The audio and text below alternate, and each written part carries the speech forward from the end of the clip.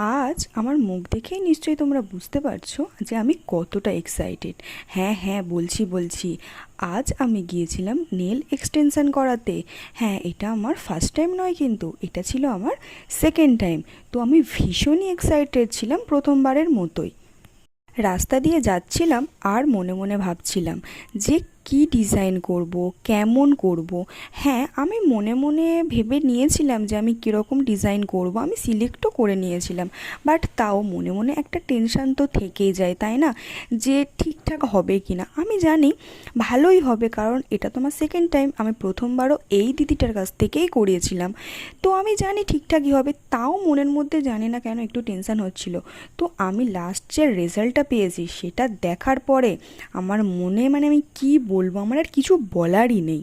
তো বকবক করতে করতে এটাই তো আমি বলতে ভুলে গেছি, দেখো আমি কিন্তু অলরেডি চলে এসেছি পার্লারে, আর আমার কাজও কিন্তু অলমোস্ট শেষের দিকে। তো রেজাল্টটা দেখার জন্য ভিডিওটি লাস্ট পর্যন্ত কিন্তু দেখতে হবে। আমি ভিডিওর শেষেই একদম দেখাবো যে রেজাল্টটা কেমন হলো। তো সেটা দেখার জন্য লাস্ট পর্যন্ত প্লিজ দেখতে থাকো।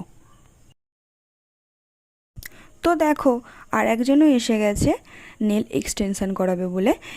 তো আমার আজ একটু তাড়া ছিল, যেহেতু আমার বিকেলে পড়ানো ছিল, তাই আমি একটু আগেই চলে এসেছিলাম, ও পরে এসেছিল।